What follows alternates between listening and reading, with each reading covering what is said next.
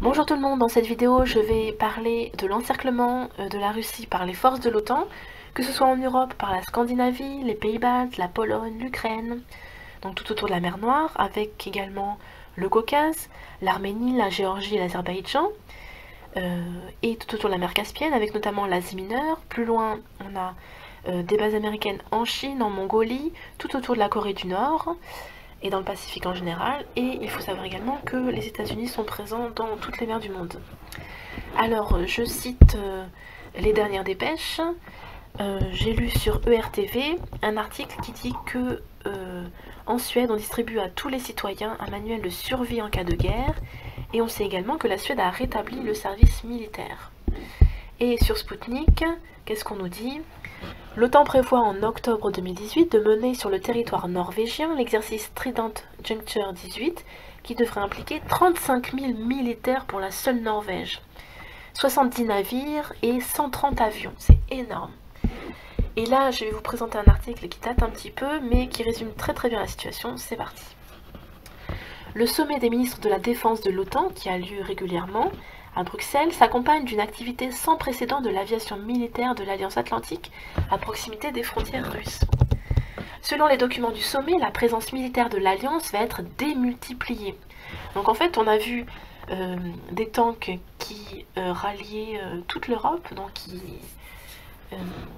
qui passaient à travers la France, l'Allemagne jusqu'à la Pologne, et c'est rien du tout comparé à ce qui va venir. Toutes les forces en présence vont être démultipliées, sachant qu'en Europe, il y a énormément de bases américaines, qu'on le sache ou non. Le secrétaire général de l'OTAN, Jens Stoltenberg, a notamment évoqué l'élargissement des structures de commandement de l'Alliance de plus de 1200 personnes. Je cite, « Nous allons établir le commandement pour l'Atlantique et le commandement d'approvisionnement qui devrait être installé en Allemagne. Cela sera l'élément clé pour le transfert des troupes via l'océan Atlantique et à l'intérieur de l'Europe, sans aucun retard pour assurer la présence de forces appropriées au bon endroit et au bon moment en cas de nécessité. » Selon lui, les membres de l'OTAN disposeront d'ici 2020, dans 2 ans seulement à peine, de 30 bataillons motorisés, de 30 escadrilles aériennes et de 30 navires de combat prêts à être déployés sous 30 jours voire moins. Donc là, c'est la novlangue. Prêts à être déployés sous 30 jours voire moins, ça veut dire qu'ils sont déjà sur place, ils sont directement à la frontière. Et ils sont prêts à attaquer. Et c'est pas de la défense, hein, c'est plus de l'attaque, moi je dirais. Autrement dit, l'OTAN déploiera d'ici 1 an, près des frontières russes, une arme motorisée, une armée de l'air et un groupe naval plus puissant que la flotte russe de la Baltique, toute seule.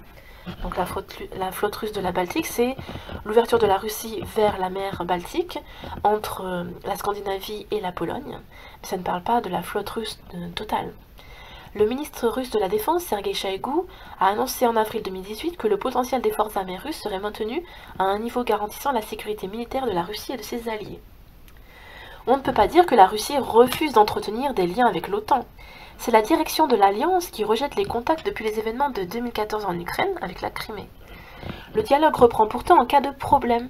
Ainsi, le siège de l'Alliance à Bruxelles a accueilli dernièrement une réunion du Conseil Russie-OTAN consacrée aux exercices de l'OTAN Trident Juncture 2018, les plus importants depuis 30 ans, depuis la chute de l'URSS, et aux manœuvres russes Vostok 2018.